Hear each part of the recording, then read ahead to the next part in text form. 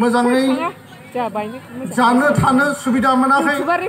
गोजां बोथोर गोलोम बोथोराव गाननाय जोमनाय दिनै गोजां बोथोर सम फैदों बे समाव थांना थानायनि जुजिनाय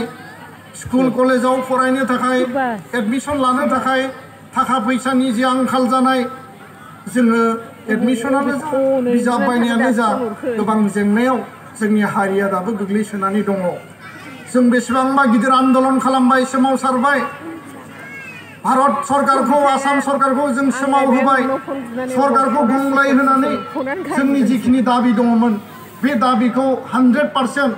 100% जोङो मोनाखैब्लाबो बड'फाया बुंनानै गालांनाय बर' हारिखौ गेरेमसा हारि दानायनि जि मोन्थोर जि सिमां बे लामाजों आगान सुरनानै जोङो मोनथाम सुक्ति मोनबाय जोङो थेलेबलेब मोनसे सासन बेबस्थाबो मोनबाय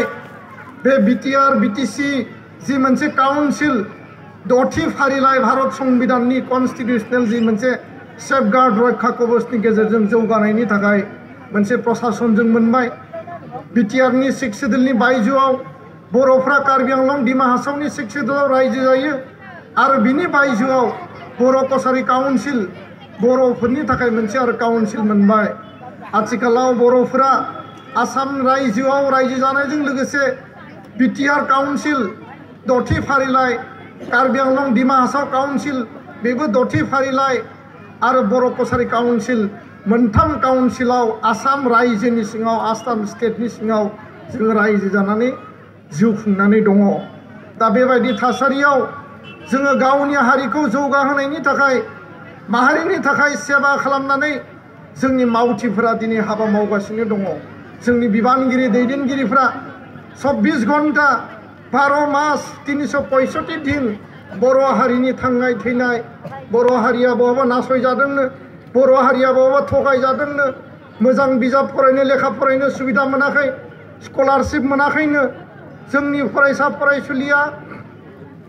मेडिकेल इन्जिनियारिंआव एडमिशन मोननांगौ गिदिर गिदिर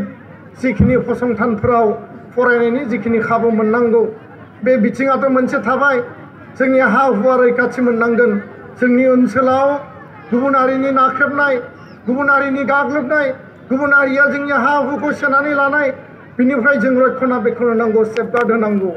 बे मोनसे बिथिं आरो गोबां बेबायदि माखासे दाङाबाजिनि थासारियाव बर' हारिखौ गाबथानानै बेंनानै अखा नांसि नङा होमबा सान्दुं नांसि गासैबो बिथिङाव बर' हारिखौ जोङो सेवा खालामनायनि जि मोनसे बिखायाव जोङो गोसो गोथारै बजबनानै लादों जोंनि गोसो सिङाव बर' हारि सिबिनायनि थाखाय मोनसे जातीयताबादि जि सेन्टिमेन्टखौ जोङो सोनानै दिनै हाबा मावदों बे हाबानि गेजेरजोंनो बर' माहारिखौ बिश्व दरबाराव प्रतिष्ठा खालामनायजों लोगोसे सोरबा बेंगलि माहारि सोरबा माराठी सोरबा माने नोङो तामिल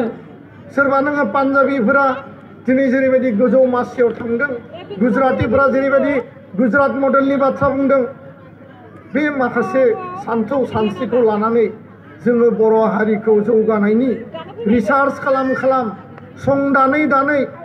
बिजाब फरायनायाव आबाद मावनायाव फालांगि मावनायाव साख्रि बाख्रि मावनायाव जोंनि स्टेटासा मानदान्दाया बेसेबां जादों गुन गोनां सोलोंथाइखौ जों बेसेबां लानो हादों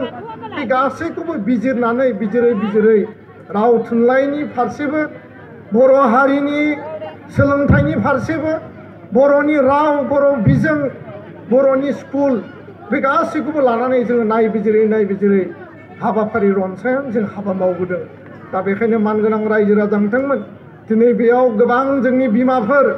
आइजोफोर गार्जेनफोर दंफैयो हौवा मानसिनि संख्या एसे खम नुदों आङो खिन्थु जोंनि गार्जेन बिमा जोंनि गथ' गथाय उन्दै फंबाय बिनानाव